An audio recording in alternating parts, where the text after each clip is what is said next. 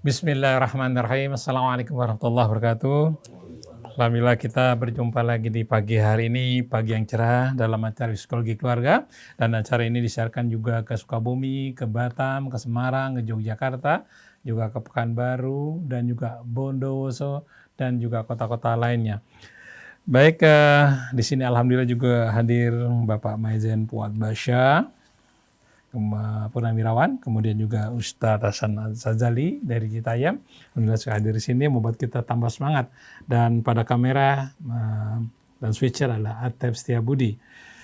Alhamdulillah Ustadz Husein sudah hadir di sini, Ustadz Abu Bakar Baraja juga Mbak Nuning. Assalamualaikum Ustadz Husein. Waalaikumsalam warahmatullahi wabarakatuh. Kasus yang masuk adalah tentang seorang ibu yang punya anak satu-satunya, usia 29 tahun, ingin menikah, taunya nikahnya dengan seorang janda. Ibunya ingin dengan yang masih single gitu.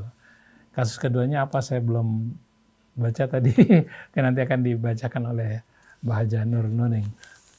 Oke, baik kita mulai acara ini dengan membaca Al-Fatihah. A'udzu billahi minasy syaithanir rajim.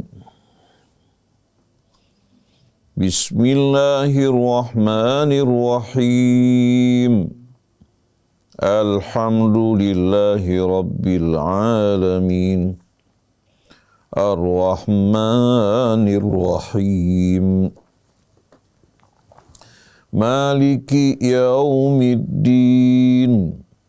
Iyyaka na'budu wa iyyaka nasta'in. Ihdinas siratal mustaqim. Siratal ladzina an'amta 'alaihim ghairil maghdubi 'alaihim waladdallin.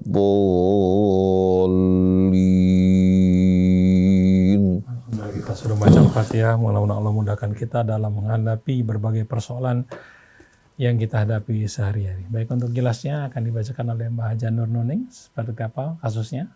Baik, terima kasih Mas Krisna. Assalamualaikum warahmatullahi wabarakatuh. Ustadz Husein, Ustadz Abu Bakar, dan semua yang berada bersama-sama Psikologi Keluarga.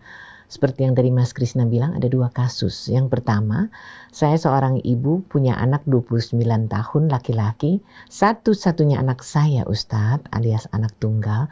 Dia mau menikah tapi saya kaget karena yang dinikahi adalah janda yang sudah punya anak satu. Saya tahu Ustadz ini halal, tapi sebagai anak satu-satunya saya ingin dia menikah dengan yang bukan janda. Salahkah harapan saya Ustadz? Itu yang pertama. Kemudian yang kedua dari seorang pria. Assalamualaikum Ustadz Husein dan Ustadz Abu Bakar. Dibenarkan gak sih seorang istri menuntut cerai pada suaminya hanya karena ada yang mau menikahi dia? Waktu saya tanya alasannya, kenapa? Dia tidak tahu, dia hanya diam saja. Kalau didesak, dia menangis. Orang ini membantu usaha istri saya memang Ustadz. Usaha online di rumah. Membantu aplikasi dan barang-barangnya yang disediakan dibantu oleh laki-laki itu. Saya tidak tahu terus terang apa yang terjadi, tiba-tiba istri minta cerai. Dan katanya setelah lepas iddah, dia mau menikah dengan laki-laki itu. Kemudian karena saya khilaf, maka saya katakan saja talak satu. Tapi Ustadz beberapa minggu kemudian dia menangis terus, katanya dia menyesal. Apakah saya rujukan kembali saja Ustadz? Atau biarkan saja dia menikah dengan laki-laki itu? Saya bingung untuk mengambil keputusan. Begitu Ustadz. A'udzu billahi minasyaitonir rajim. Bismillahirrahmanirrahim. Alhamdulillahi rabbil alamin. Alhamdulillahilladzi hadana lil imani wal islam wa ja'alana muslimina mu'minin.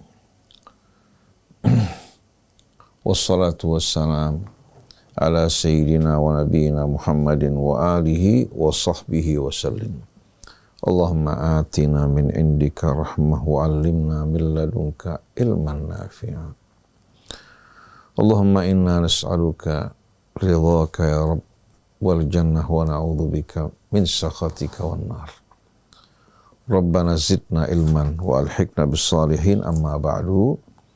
Para pendengar pemirsa Radio TV Silaturahim yang dirahmati Allah, kepada kaum muslimin dan muslimat, demikian pula seluruh anak bangsa kita. Semoga Allah Subhanahu wa taala menjadikan negara kita, bangsa kita menjadi bangsa yang betul-betul mencintai kebenaran dan keadilan, berjalan di atas jalan Allah Subhanahu wa taala. Bersungguh-sungguh untuk benar-benar membangun bangsa di atas kebenaran, keadilan dan kebersamaan dengan mengharapkan ridha Allah Subhanahu wa taala semata. Ustaz Abu Bakar Baraja yang dirahmati Allah, Ibu Hajjah Nur, begitu pula saudara kita Ustaz Muhammad Krisna, kemudian tamu kita ini yang kita hormati Bapak Fuad Basha, ya, Purnawirawan TNI. Walaupun sudah purnawirawan secara formal, tapi dalam perjuangan bangsa negara tidak pernah pensiun, tetap mengabdi untuk perjuangan bangsa kita yang negara ini hingga akhir hayat, dan mudah-mudahan menjadi bekal yang baik di sisi Allah Subhanahu wa taala. Ustaz Abdul Hasan Asyadzili yang merupakan guru saya mengajarkan Al-Qur'an dulu, Atif Setiabudi, seluruh kerabat kerja di studio. Assalamualaikum alaikum jami'an warahmatullahi wabarakatuh.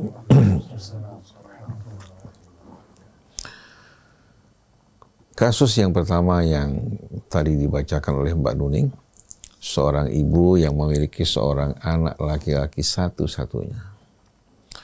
Sudah tiba pada usia untuk berumah tangga. Tapi ternyata laki-laki ini jatuh cinta pada seorang janda yang sudah memiliki seorang anak. Ibu berharap agar anak laki-lakinya menikahi seorang gadis. Karena ini merupakan anak satu-satunya. Kira-kira benar tidak si ibu mengharapkan hal ini? Walaupun dalam agama dihalalkan, dibolehkan seorang laki-laki menikah dengan seorang janda. Memang apabila seorang laki-laki menikah dengan seorang yang gadis ini belum punya pengalaman dengan laki-laki lain. Apabila gadis ini merupakan gadis yang tidak bergaul bebas dengan laki-laki, begitu si laki-laki menikahi wanita ini, dengan sendirinya laki-laki yang dikenal adalah suaminya yang menikahi. Tapi kalau wanita ini sudah bergaul bebas ke sana kemari, maka dengan sendirinya, walaupun secara formal dia merupakan laki-laki yang dikenal, ya, yang menikahinya, tapi dia telah banyak mengenal laki-laki di luar. Nah, yang penting bagi seorang wanita adalah menjaga kehormatannya, menjaga juga dirinya agar berada pada batas-batas yang betul-betul menjaga kesucian dan kemuliaannya. Nah, pada saat dia menikah dengan seorang laki-laki, ya, dia betul-betul menunjukkan kesetiaannya, ketulusannya dalam menjalani suami, begitu melayani suaminya, begitu pula sikap suami terhadap istrinya. Allah Subhanahu wa taala mengingatkan mereka untuk saling menghargai, saling menghormati. Laki-laki menggauli istrinya dengan mulia, istri juga melayani suaminya dengan penuh betul-betul kecintaan dan rasa hormat. Ini yang akan memupuk kecintaan di antara mereka, yang membuat mereka saling menghargai. Walaupun terpisah jauh, tapi hati mereka tetap terasa dekat dan saling menjaga satu dengan lainnya. Sedangkan menikah dengan seorang janda ada kelebihannya, ada juga kekurangannya. Menikah dengan seorang janda mungkin ikut membantu dirinya, menolongnya juga, menjaga kehormatannya, ya. Ikut juga merawat anaknya. Kemudian seorang janda biasanya bisa lebih dewasa, lebih bisa mengayomi suaminya. Karena ada sebagian laki-laki suka sama perempuan yang dewasa, bukan kekanak-kanakan, karena menurut dia lebih mengerti, lebih betul-betul bisa menempatkan dirinya dibandingkan anak-anak gadis, apalagi saat ini. Walaupun usia sudah dewasa, tapi tetap sifat kekanak-kanakannya masih banyak. Nah, buat ibu bisa mengingatkan anak ibu untuk memilih seorang gadis. Tapi persoalannya kalau anak laki-laki ini sudah sudah benar-benar mencintai wanita yang diminati untuk dinikahi, seorang janda memiliki seorang anak. Maka di sini ibu hendaklah bersikap bijaksana dengan anak ibu. Artinya ibu berbicara dari hati ke hati kepada anak, ya. Dan seorang anak di sini betul-betul harus memperhatikan apa? Memperhatikan keridhaan ibunya daripada wanita yang dicintai. Kita ambil contoh seperti yang sering saya ulang. Seorang pesepak bola Portugal yang bernama Ronaldo. Bagaimana betul-betul dia mengutamakan ibunya. Dia menikahi seorang wanita yang tidak menghormati ibunya, diceraikan. Dia menikah dengan seorang wanita biasa. Dia nikahi wanita ini karena wanita ini siap betul-betul untuk apa? Untuk menjadi menantu yang baik, menghormati ibunya. Ronaldo memiliki perasaan semacam ini disebabkan karena pada saat dia memulai bermain sepak bola, untuk membeli sepatu ibunya bekerja keras menabung sehingga menjadi seorang kuli cuci untuk dapat membelikan sepatu buat anaknya. Dia merasa semua keberhasilannya karena jasa si ibu. Belum lagi dalam kandungan, belum lagi ketika dia pada masa kekanak-kanakan, tidak ada yang dapat dibandingkan dengan kecintaan ibu. Jadi kalau bisa anak ini diajak berbicara, ya, diberikan nasihat. Ya. Kalau seandainya dia harus menikahi janda ini, pilihan dia, saya kira kalau janda ini betul-betul mencintai anak ibu, dia bisa memilih untuk menikah juga dengan pilihan ibunya, seorang gadis yang baik-baik. Dia menikah sebagai istri sesuai dengan pilihan ibunya, kemudian dia menikahi janda ini sebagai pilihannya. Asal kedua wanita ini betul-betul baik-baik, insya Allah mereka dapat bersatu. Nah, kira-kira wanita yang statusnya janda ini yang sudah punya anak, mau enggak kira-kira? Untuk bisa apa? Hidup bersama wanita lain, ya, pilihan ibunya. Sebetulnya kalau seandainya ada kesadaran, ada juga betul-betul apa? Rasa hormat dari seorang anak pada ibu, dan wanita ini betul-betul mencintai pria tersebut yang memilih dirinya, saya kira semua persoalan bisa diselesaikan. Tinggal mencari gadis yang bisa apa? Yang bisa menerima untuk dimadu dengan wanita lain. Tapi kalau seandainya saya katakan sebagai seorang laki-laki yang memilih, saya akan pilih apa yang bisa sejalan dengan keridhaan ibu. Kita akan memilih yang sejalan dengan keridhaan ibu, karena bagaimanapun juga kepedulian ibu, kecintaan kepada kita tidak dapat dibandingkan dengan siapapun juga. Nah, sedangkan bagi wanita tersebut kita bisa doakan atau carikan seorang pria lain yang bisa mendampingi dirinya. Tapi kalau sudah amat-amat mencintai wanita ini, ibu juga menginginkan pilihan buat anaknya, saya kira dia bisa menikah dengan pilihan ibunya, menikah juga dengan wanita ini. Saya mungkin pernah menceritakan kepada para jamaah sekalian. Ada seorang laki-laki bujangan, pengusaha, baik akhlaknya. Subhanallah, dia jatuh cinta kepada seorang wanita yang sudah menjanda dan memiliki beberapa anak lagi. Datang kepada si bapak. Dibilang sama bapaknya, "Bah, saya mau menikahi wanita ini. Bagaimana pendapat Bapak?" Si bapak bertanya, "Istri kamu akhlak, calon yang kamu sukai akhlaknya baik?" Dia bilang baik. Keluarganya keluarga baik-baik. Dia bilang keluarga baik-baik. Kalau kamu merasa bahwa ini merupakan pilihan kamu, coba kamu istikharah, minta sama Allah petunjuknya. Kalau memang hati kamu tetap tentram, kamu nikahi wanita ini. Subhanallah, dia menikah dengan wanita ini. Dia rawat anak-anaknya dengan penuh kecintaan. Karena dalam pandangan dia, pernikahan itu bukan hanya sekedar orang menyalurkan kebutuhan biologisnya, tapi juga tanggung jawab. Dia merasa bahwa ini anak-anaknya sudah ada, bila diasuh, dirawat, sama dengan anaknya. Dia nikahi wanita ini, kemudian dia besarkan anak-anaknya, sampai mereka dinikahkan, anak ini punya kedekatan kecintaan pada sang ayah luar biasa. Subhanallah, rupanya kehendak Allah, laki-laki ini tidak memiliki anak dari istri. Orang menawarkan dia untuk menikah lagi, tapi sama sekali dia nggak berpikir untuk menikah. Artinya kita lihat ya, bagaimana si bapak juga berpikir bijaksana. Si laki-laki juga menikah bukan tujuannya untuk apa? Untuk sekedar ya mencari kepuasan hawa nafsunya, Padahal laki-laki ini merupakan pria yang tampan dan pengusaha.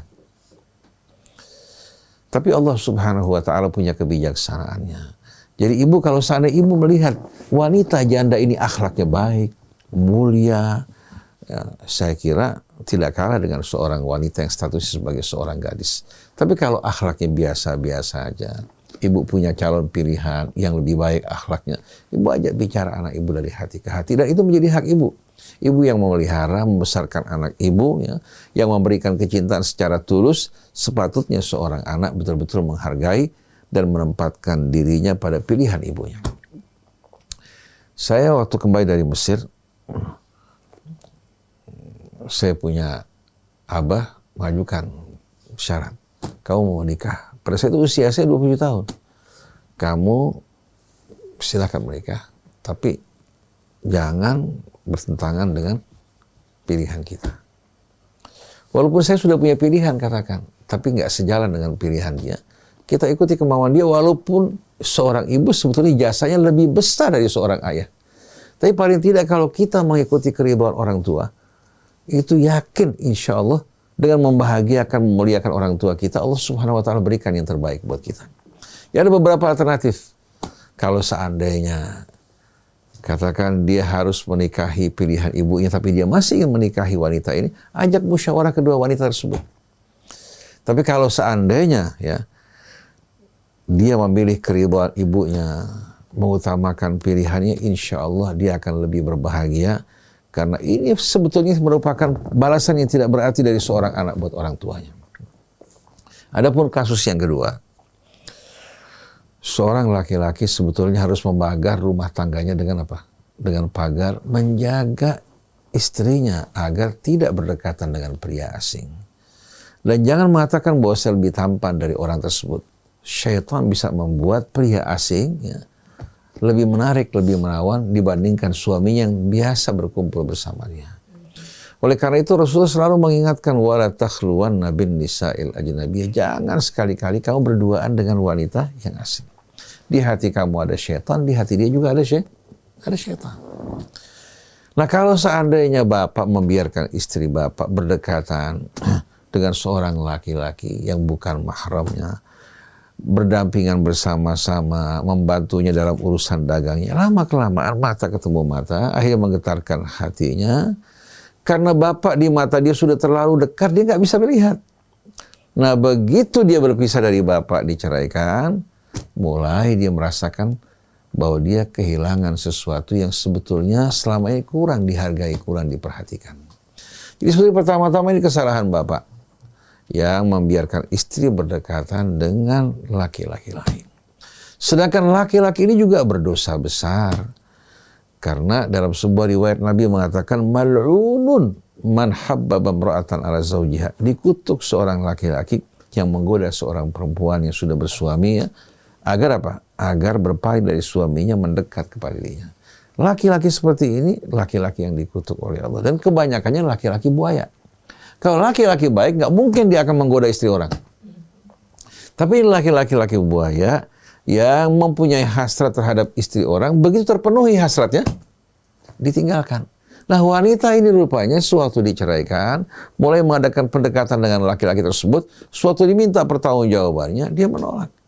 Malah dia mengatakan begini, kalau suami kamu saja bisa kamu tinggalkan, kamu khianati, kalau saya menikahi kamu juga kamu akan melakukan hal yang sama. Nah, ini pria-pria semacam ini perlu kita waspadai. Oleh karena itu, usahakan laki-laki menjaga istrinya dengan pagar cemburu. Sampai Nabi mengingatkan bahwa orang yang tidak punya rasa cemburu masuk dalam kategori dayuth. Dan dayuth ini haram baginya mencium bau surga. Ad-dayuth haramun alaihi raihatul jannah.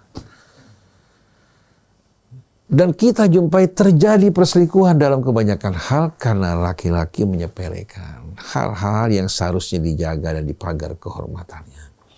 Nah, Mbak Nuning ya, kalau kita perhatikan, seperti kisah yang pernah saya ceritakan, seorang pasangan suami istri terjadi di Irak. Pasangan suami istri hidup bahagia bersama-sama. Suaminya berpendidikan, berakhlak mulia, tidak pernah sekalipun menyakiti istrinya. Dia memiliki 2 orang anak. Subhanallah, satu hari dia menerima SMS gelap yang berisikan kata-kata puitis, merayu, menggoda. Ketika dia baca astagfirullahaladzim dan berlindung pada Allah, dihapuskan. Ternyata hari kedua datang lagi puisi-puisi yang merayu, yang menggoda. Dia kembali berlindung pada Allah Subhanahu wa Ta'ala, dihapuskan.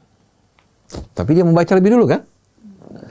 Sehari 2 hari, lama-kelamaan dia mulai terbiasa menerima SMS tersebut, mulai ada perasaan merindukan. Padahal ini wanita mencintai suaminya dan suami tidak pernah sekalipun melukai perasaannya. Sampai setiap hari dia menunggu datangnya SMS tersebut. Si laki-laki minta dia menjawab, dia nggak menjawab. Sekian lama kemudian, ya, mulai getaran-getaran tersebut ya, menguasai sel-sel hatinya, mulai dia berikan jawaban. Di samping ada perasaan bersalah berdosa kepada suaminya. Tapi rupanya getaran tersebut betul-betul menggetarkan kalbunya, menguasai hatinya. Bersama syaitan juga yang meniupkan bisikan-bisikan dan janji yang indah. Sampai akhirnya apa yang terjadi, Mbak Nuni? Si laki-laki minta dikirimkan foto, dia kirimkan foto. Begitu dikirimkan foto, nggak lama kemudian si laki-laki mengatakan, kamu, saya minta memberikan pembayaran kepada saya sekian-sekian, kalau tidak foto kamu saya beritahukan buat suami kamu. Nah, laki-laki buaya seperti ini punya maksud. Kalau bukan tubuhnya yang diinginkan, dia menginginkan apa? Hartanya. Kalau dia selesai melampiaskan dia punya syahwat, dia akan tinggalkan ini wanita. Karena kegemaran dia hanya apa? Menggoda wanita-wanita yang sudah bersuami. Begitu tergoda, didapatkan apa yang diinginkan, dia akan tinggalkan. Akhirnya si perempuan ini mengalami kebingungan luar biasa. Cinta-cinta, kata-kata cinta, puisi yang begitu indah, semua ternyata merupakan kebohongan. Dia sakit hati dan dia kecewa. Datang kepada seorang guru bertanya, bagaimana keadaan saya? Apa yang saya harus lakukan? Dia mengancam saya untuk menunjukkan SMS yang pernah dikirimkan. Dan juga foto saya kepada suami saya. Si guru mengatakan, kamu ceritakan hal ini kepada suami kamu, agar kamu tidak dijadikan sebagai alat pemerasan, nanti menjerumuskan kamu ke dalam kehidupan yang lebih dahsyat. Apa yang suami kamu putuskan, kamu terima. Akhirnya diceritakan pada suaminya. Suaminya terkejut yang luar biasa. Suaminya terkejut yang luar, tidak terfikir wanita yang baik, yang terhormat, dari keluarga terhormat, bisa melakukan perbuatan seperti ini. Akhirnya suami terbawa oleh kecurigaan. Kepercayaan dibangunnya lama, tapi hilangnya cepat sekali. Si perempuan bersumpah dengan nama Allah bahwa dia tidak pernah sama sekali bertemu bahkan laki-laki tersebut. Tapi si laki-laki mulai bersikap dingin terhadapnya. Mulai hatinya dipenuhi kecurigaan. Akhirnya bertanya kepada seorang tokoh terkenal, Sayyid Rashid Al-Husaini. Dia mengatakan, kamu melakukan dosa besar, kamu bertobat pada Allah Subhanahu wa Ta'ala. Setelah itu kamu berusaha untuk melayani suami kamu dengan cara yang baik, mengikuti apa yang diinginkan, bersabar. Mudah-mudahan kepercayaan itu tumbuh kembali dan kamu juga belajar dari peristiwa ini. Hati-hati, hati-hati terhadap kata-kata yang manis. Dan hendaklah kamu juga jangan terlalu akrab, dekat dengan handphone, gadget. Saya temukan banyak orang datang konsultasi masalah yang berhubungan dengan masalah ini. Wanita baik-baik, begitu dia mulai curhat pada seseorang, dimanfaatkan. Akhirnya merusak rumah tangganya. Wal'iyadzubillah. Jadi kita harapkan mudah-mudahan Bapak belajar dari peristiwa ini. Nah, sekarang terserah Bapak. Apakah Bapak mau berikan maaf buat wanita Bapak ini? Apakah Bapak memutuskan untuk mengakhiri hubungan? Ini menjadi hak Bapak. Kalau Bapak ingin memberikan maaf, berikan maaf tapi tanpa diingat sama sekali. Nah, jadikan sebagai pelajaran buat dirinya. Dan mulai besok jangan biarkan istri Bapak berdekatan dengan pria manapun kecuali bersama mahramnya. Ini merupakan perintah Allah. Tapi kalau Bapak tidak berkenan untuk memberikan maaf, ingin memutuskan hubungan sama sekali agar Bapak tidak terbayang-bayang terkenang dengan apa yang diperbuat, itu menjadi hak Bapak. Tapi memberikan maaf, ya, itu akan lebih baik. Kalau memang si wanita ini betul-betul bersikap tulus, ya, bertaubat dari kesalahan-kesalahannya. Berikan kesempatan satu kali, kalau sampai dia mengulangi kembali, ya, pada saat itu menunjukkan bahwa dia bukan orang yang bertaubat. Tapi di sini Bapak ingat, semua ini terjadi karena kesalahan Bapak yang membiarkan seorang laki-laki dekat dengan istri Bapak. Mudah-mudahan Allah mengampuni dosa Bapak, dosa istri Bapak, ya, dan menyelamatkan rumah tangga Bapak atau memberikan ganti yang lebih baik. Dan mudah-mudahan hal ini tidak terjadi pada saudara-saudari kita yang lain. Amin ya rabbal alamin. Masya Allah. Jadi benda yang namanya gadget bisa sangat-sangat membahayakan, dan dari cerminan kisah tadi mudah-mudahan kita juga bisa belajar banyak. Sementara untuk Anda yang punya kasus seperti yang saya ingatkan waktu lalu, silahkan WA, nanti minggu depan akan dibahas ya, ke 08111 999 720. Oke, 08111 999 720. Sekarang kita simak apakah gerangan masukan yang akan mempersuasi kita terkait dengan dua kasus ini dari Ustadz Abu Bakar Baraja. Silakan.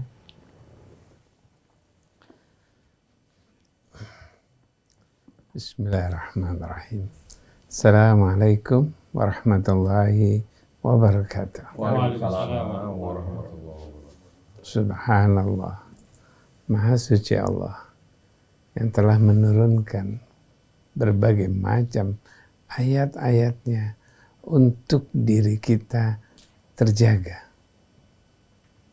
Begitu juga diberikannya tuntunan teladan yang begitu luar biasa Rasulullah terhadap kehidupan kita. Kadang apa yang sudah Allah tetapkan, kita suka berpikir yang lain.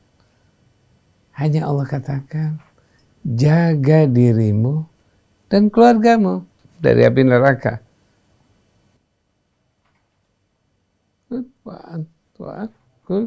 Wa'ahlikum nara. Wa'ahlikum nara. Jaga dirimu dan keluargamu dari api neraka. Pertama yang diminta adalah jaga diri kita. Baik itu suami, baik itu istri.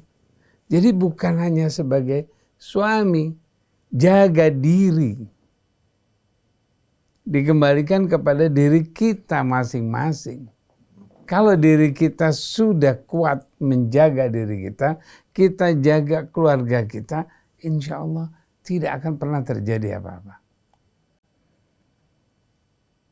Jaga diri kita. Dari apa? Dari tuntutan pikiran-pikiran yang menyerang kita.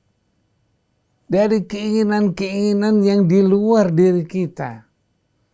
Kalau kita lihat saat ini, begitu banyaknya stimulasi, rangsangan yang memancing diri kita untuk mengejar. Kalau kasus yang kedua tadi, bagaimana usaha online itu di rumah. Suaminya mengatakan, oh kamu kerja di rumah, oke nggak apa-apa. Tapi karena tidak menjaga diri, akhirnya keinginan itu meningkat. Keinginan inilah yang membuat seorang lepas dari dirinya. Lepas dari rel. Ketika dia lepas dari rel, pasti dia akan terguling. Kalau sudah terguling, apa yang terjadi? Kalau dia sudah merasakan beratnya ketergulingan, baru dia menyadari. Ketika kesadaran tersebut hanya karena luka yang dia dapatkan, karena sesuatu yang dia alami, pada suatu saat dia akan datang lagi. Dia akan melakukan lagi.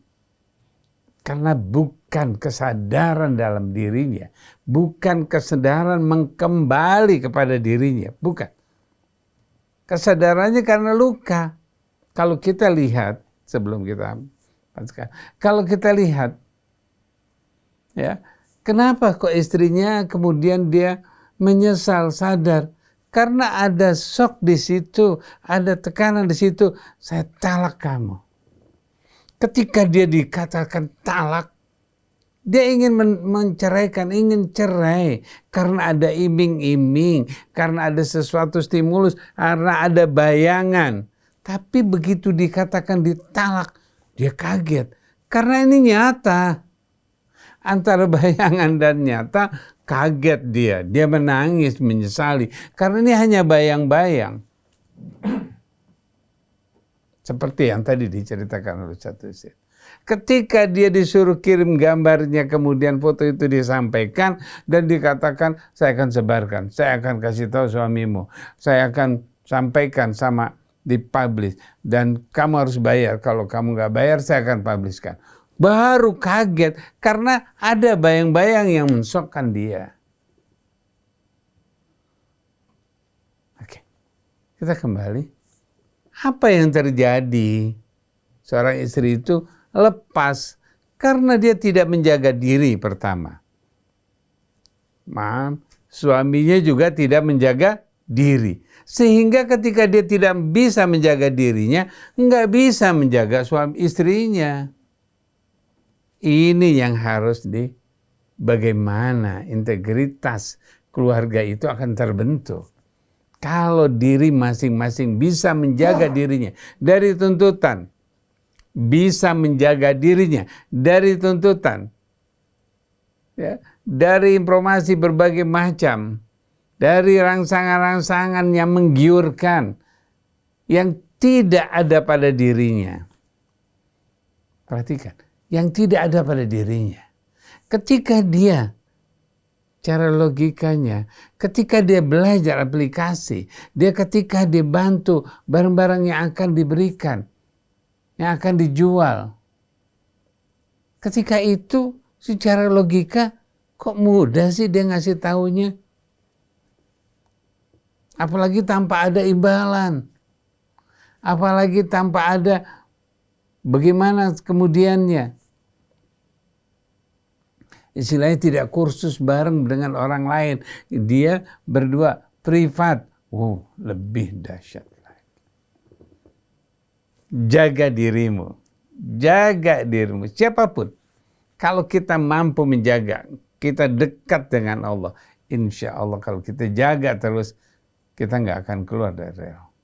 Walaupun diseret sama syaitan, kita nggak akan terlepas karena kita mampu menjaga diri. Kalau kita sudah bisa menjaga diri sebagai seorang suami, pasti dia akan bisa menjaga istrinya. Dia akan bisa menjaga dirinya. Tapi kalau istrinya nyelinap kabur, biarin aja. Ngapain? Orang dia nyelinap kabur, dia mau kabur sendiri, nggak usah ditarik lagi. Kalau dia mau kabur sendiri. Namun kemudian ada kesadaran. Perhatikan, apa yang terjadi dalam kesadarannya. Kalau hanya sebatas dia kaget, dia masih bingung, kalau saya nikah sama dia ntar baik enggak, bagus enggak, kalau saya masih tetap di sini bagaimana? Dalam proses kebingungan ini, jaga dirinya, ambil, jaga keluargamu, perhatikan, jaga. Tapi cuma karena shock tersebut, kemudian kita nikah, udah kita rujuk kembali, ya, si laki-laki itu masih memberikan stimulus, dia diam-diam di belakang. Artinya jaga dirimu. Kekuatan yang terbesar dalam keluarga adalah menjaga dirinya masing-masing. Ketika bisa menjaga diri istri, menjaga suami, suami menjaga dirinya, istri menjaga dirinya, maka keluarga itu akan terjaga.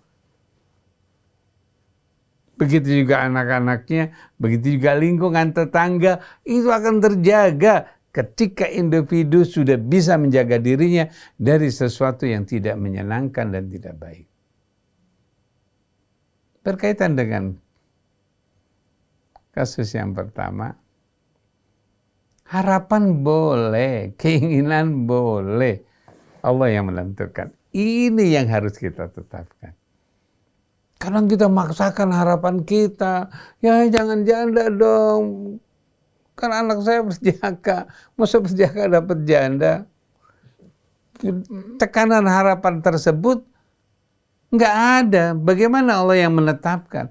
Apa yang terjadi? Kalau jandanya tidak baik, tidak benar, tegaskan, tunjukkan. Bilang sama anak kita, lihat baik nggak dia.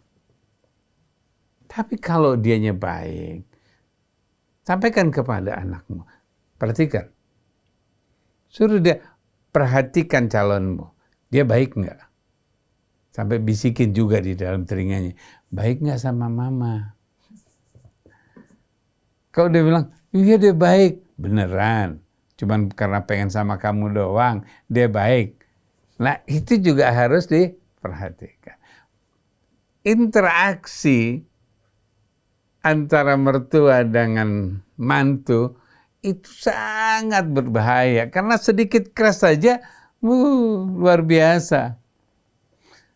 Kita sebagai seorang suami, ya ketika istri sama orang tua sudah mulai bentrok sedikit saja, kita nggak kuat, gelisah mau bela yang mana, ini istri, ini ibu. Walaupun di hati kita ibu, tapi kan dia istri saya, dia punya anak lagi nantinya. Itu yang terjadi. Oleh karena itu tegaskan. Tegaskan dalam diri kita. Kembali kepada menjaga diri. Kalau kita tegaskan sama diri kita, ketika istri kita tidak bisa bersama dengan ibu kita, tinggalkan. Seperti tadi dikatakan cerita sama Ronaldo. Tinggalkan ketika dia nggak bisa bersama dengan ibu kita. Itu hak. Karena ketika dia sudah nggak bisa bersama ibu kita, mana mungkin dia bisa bersama dengan kita. Kita hanya tergiur dengan hal-hal yang tidak kita inginkan. Oleh karena itu perhatikan yang benar. Perhatikan yang benar. Kembali kepada proses pertama adalah jaga diri kita. Ketika kita mampu menjaga diri kita, yakin kita mampu menjaga lingkungan kita, keluarga, tetangga, dan semuanya. Jaga diri kita. Kalau kita sudah bisa selamat dari diri kita, insya Allah kita bisa menyelamatkan orang lain. Insya Allah. Terima kasih. Mas Krisna, kalau waktunya masih banyak sih asik ya, tapi ada sedikit mungkin bisa ditambahkan kalau yang memang ingin menjaga diri itu syaratnya apa sih? Karena yang namanya godaan kan nggak berhenti-berhenti, Ustaz. Bismillahirrahmanirrahim. Rabbana zidna ilman wa alhiqna bis-shalihin. Kita sering mendengar kata takwa. Takwa. Cuma sayang terjemahannya yang sering kita dengar takut. Jadi kalau kita mendengar firman Allah, ittaqullah, bertakwalah kepada Allah, takutlah kepada Allah. Padahal arti takwa itu sebetulnya bukan berarti takut. Tadi Ustaz Abu Bakar membacakan ayat dalam surat Tahrim, ya ayyuhalladzina amanu qu anfusakum wa ahlikum nar. Qu dalam bahasa Arab kata perintah dari waqa yaqi wiqayatan. Kata kerjanya waqa yaqi wiqayatan. Kata perintahnya satu orang qi. Kata perintah untuk jamak Jadi lindungi, jaga diri kalian dan keluarga kalian dari azab api neraka. Nah, maksud menjaga diri kita, menjaga keluarga kita dengan sendirinya kita dengan mematuhi bimbingan petunjuk Allah. Jadi bertakwa kepada Allah Subhanahu wa taala artinya betul-betul kita menjaga bimbingan petunjuk Allah. Jangan kita sepelekan, jangan kita abaikan. Begitu kita jaga berada di atas rel takwa, Allah akan jauhkan kita dari syaitan. Allah berfirman, "Wa man yattaqillah yaj'al lahu makhraja." Orang kalau bertakwa kepada Allah, dia jaga bimbingan petunjuk Allah. Setiap menghadapi kesulitan, Allah bikin jalan keluar. Wa yarzuqhu min haitsu la yahtasib. Allah juga berikan dia rezeki dari jalan yang tidak terduga-duga. Wa man yatawakkal 'ala Allah fa huwa hasbuh. Begitu orang bertakwa kepada Allah, berserah diri pada Allah, Allah yang akan menjadi pelindung yang melindungi dirinya dan mencukupi semua kebutuhannya. Wa man yattaqillah yaj'al lahu min amrihi yusra. Yang bertakwa pada Allah, Allah akan mudahkan urusannya. Wa man yattaqillah yukaffir anhu sayyi'atihi wa yu'dhim lahu ajra. Yang bertakwa pada Allah, Allah akan hapuskan dosanya dan lipat gandakan ganjarannya. Kalau kita mau mawas diri, setiap kali kita mengalami kesulitan, mengalami kegelapan, mengalami stres, kita mau saja muhasabah diri kita. Kita akan temukan semua karena kesalahan kita. Tapi kemudahan, kelapangan, ketenangan batin yang kita rasakan karena sikap kita selaras dengan nurani kita yang selaras dengan takwa. Saya selalu merasakan setiap saya dalam kondisi sumpek, stres, resah, gelisah, selalu ada kesalahan yang saya lakukan.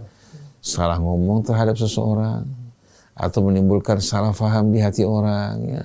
Atau kita marah terkadang tidak pada tempatnya. Walaupun yang kita marahi layak untuk apa? Untuk kita marahi, tapi terkadang marah kita nggak mendidik. Atau katakan umpamanya kita dalam berhubungan dengan istri kita, umpamanya bersikap yang tidak baik, ya, itu pasti menimbulkan kegelisahan. Atau bersama sahabat-sahabat kita, atau dalam bisnis kita salah, itu pasti akan merasakan kegelisahan. Tapi begitu kita sejalan dengan keridhaan Allah, berbuat kebaikan, berkata baik, menolong sesama, langsung hati kita yang gelap akan menjadi terang.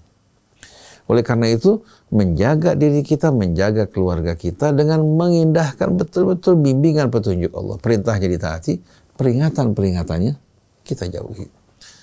Nah, Allah sudah mengingatkan kita agar kita, laki-laki dan perempuan ini betul-betul mengenal batas yang Allah telah batasi dalam cara berpakaian, cara juga kita hidup berumah tangga, dalam pergaulan kita. Allah berikan batasan-batasan bukan untuk menyempitkan hidup kita, tapi untuk menjaga kebahagiaan dan kesucian hidup kita. Saya tambahkan bahwa ini sebuah kisah yang terjadi di Mesir. Suatu kita di Mesir tahun 78 hingga 86. Ada kejadian seorang wanita dibawa ke pengadilan karena dia berselingkuh dengan teman suaminya. Waktu dibawa ke pengadilan, si perempuan ditanya, ini perempuan baik-baik. Kenapa kamu lakukan perbuatan seperti ini? Tega kamu berselingkuh bersama teman suami kamu. Dia bilang, saya mengakui dosa kesalahan saya. Saya mohon ampun pada Allah Subhanahu wa Ta'ala. Saya akui saya salah. Tapi suami saya lebih besar kesalahan dan dosanya.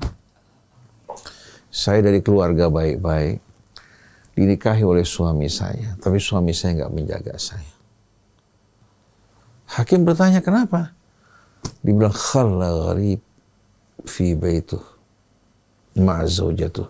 Dia biarkan pria asing ya, dalam rumahnya bersama istrinya. Jadi temannya datang ke rumahnya, suaminya sambut dia, kemudian dia pergi keluar bekerja, dibiarkan laki-laki asing dengan istrinya. Akhirnya syaitan masuk ke dalam hati kami, terjadilah apa yang diharamkan Allah. Saya melakukan perbuatan dosa, tapi saya akan tuntut suami saya di hari kemudian nanti. Kita harus tahu bahwa cinta ini tidak selamanya sejalan dengan logika. Orang mengatakan laki-lakinya padahal jelek. Ada lagi yang bilang perempuannya nggak ada bagusnya sama sekali. Ini laki-laki tergila-gila padanya. Cinta tidak mengenal apa? Tidak mengenal hitungan matematik dan logika. Kalau sudah cinta pada sesuatu, walaupun semua orang mengatakan yang kamu cintai ya merupakan hal yang tidak baik. Sampai orang mengatakan, apa sih kecantikannya, kelebihannya? Si laki-laki mengatakan, semuanya bagi saya kelebihan. Semuanya kelebihan. Si perempuan juga begitu. Jatuh cinta sama laki-laki yang tidak masuk di akal. Si perempuannya cantik jelita. Waktu ditanya, kenapa kok kamu bersikeras mau laki-laki ini pada laki-laki yang lain yang lebih baik? Dibilang, dia yang terbaik buat saya. Jadi kita harus ingat bahwa kalau kita biarkan seorang laki-laki bersama seorang wanita, ya, apapun nilai masing-masing, ya, standarnya, syaitan dengan mudah masuk ke dalam hati mereka. Ini pelajaran buat kita. Saya sebagai seorang ustadz yang tahu agama, menghafal juga ayat-ayat Allah. Kalau saya melanggar larangan Allah, dekat dengan wanita yang bukan mahram saya, itu beresiko. Contoh saya mengajar, selesai mengajar perempuan mau berfoto bersama saya. Pernah sekali waktu di satu majelis taklim, selesai saya mengajar seorang perempuan minta difoto bersama saya yang disuruh memoto suaminya. Saya bilang di mana ini akal sehatnya? Lalu kenapa suaminya mau melakukan hal seperti ini? Seharusnya laki-laki tampil ke depan menjadi pelindung keluarganya. Kalau si laki-laki di samping saya, perempuan di sebelah suaminya, lain masalahnya. Tapi ini cara-cara saya temukan di Indonesia ini aneh luar biasa. Ulama atau seorang yang berpengaruh, itu perempuan yang sudah bersuami pun tanpa canggung-canggung menggandeng tangannya, diminta foto bersama-sama. Di mana kecemburuan kita? Oleh karena itu tolong kepada kaum pria, jaga kehormatan kalian, kehormatan istri kalian dengan mengikuti bimbingan petunjuk Allah. Jangan mengatakan ajaran Allah terlalu sempit, memberatkan, membuat kita nggak bisa apa-apa. Kenapa dalam agama kita laki-laki tidak boleh berjabat tangan dengan wanita yang bukan mahramnya? Untuk menjaga, bukan berarti pasti akan terjadi perzinahan, tidak. Menjaga sebelum terjadi, kecuali wanita-wanita yang sudah bagaimana?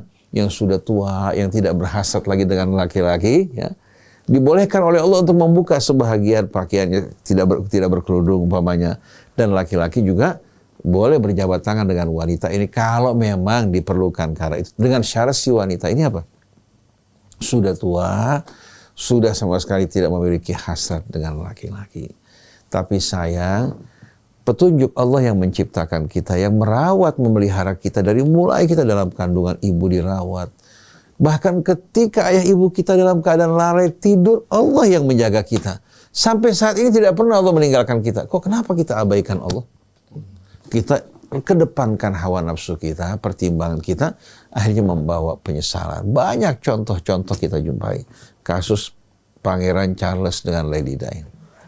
Bagaimana pengawalan ketat, tapi sang istri bisa berselingkuh. Kenapa? Karena dia melihat suaminya melakukan hal yang sama. Kalau suami memulai perbuatan yang tidak benar, maka siap-siaplah istrinya melakukan hal yang sama. Si istri stres karena perbuatan suaminya, tahu-tahu istri curhat sama pria lain atau datang pahlawan cinta. Kalau kamu merasa dianiaya, saya siap untuk menjadi pelindung kamu. Nah, banyak sekali intervensi dari pria-pria asing di luar. Oleh karena itu dalam Islam, kalau laki-laki menceraikan istrinya, dia mengatakan saya ceraikan kamu, selama 3 bulan kurang lebih, si perempuan tidak boleh meninggalkan rumah. Tidak boleh ada intervensi dari pihak lain. Diberikan kesempatan si perempuan berpikir, si laki-laki berpikir. Karena biasanya waktu bersama nggak dihargai. Begitu mulai dia merasakan akan berpisah, baru muncul kesadaran bahwa ternyata apa? Orang yang dicintai adalah istrinya yang di sisinya atau suaminya. Seringkali bapak-bapak menganggap, perempuan gampang. Putus 1 bisa berganti 1000. Begitu dia tinggalkan istrinya, bertemu dengan wanita cantik, ternyata kepuasan hanya datang beberapa saat. Setelah itu dia menyesal luar biasa. Sebagai penutup, di daerah pesantren kita, ada kejadian seorang laki-laki pulang sholat Idul Fitri kesal dan marah. Karena masakan tidak sesuai, dibilang kamu pulang ke rumah keluarga kamu. Itu bahasa kampung artinya berpisah. Si laki-laki tidak segera untuk merujuk istrinya. Biasa laki-laki suka sombong, bangga diri. Walaupun hati apa?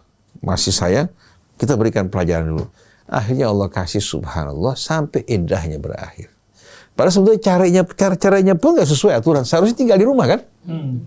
Tapi dipulangkan ke rumah orang tuanya. Akhirnya begitu habis iddah, laki-laki menunggu sudah banyak. Karena perempuannya cantik. Laki-laki menunggu Pak. Akhirnya begitu dia habis iddah, laki lain menikahi dia. Begitu laki-laki lain menikahi dia, dia betul-betul mengalami pukulan yang berat. Akhirnya dia hidup setelah itu kawin sana kawin sini, tidak ada kebahagiaan sama sekali. Jadi jangan kita dalam rumah tangga ada kesombongan, ada keangkuhan. Wanita merupakan pasangan kita. Kita juga pasangan buat dia saling melengkapi. Dan kalau terjadi keributan perceraian, jangan usir wanita dari rumah. Ini perintah Allah. La tukhrijuhunna min buyutihin wa la yakhrujna illa an ya'tina bifahishatin mubayyinah. Jangan keluarkan mereka dari rumah mereka dan jangan mereka keluar dengan kemauan mereka. Duduk sama-sama, fikirkan dan pertimbangkan dengan baik-baik. Jadi mudah-mudahan Dengan hal ini kita bisa perbaiki kesalahan-kesalahan kita. Allah jaga rumah tangga kita. Jangan sampai terjadi perbuatan-perbuatan semacam ini. Mudah-mudahan juga melahirkan dzurriyyah salihah, thayyibah, mubarakah. Allah pasangkan anak gadis kita, anak laki-laki kita dengan pasangan-pasangan yang saleh. Amin ya rabbal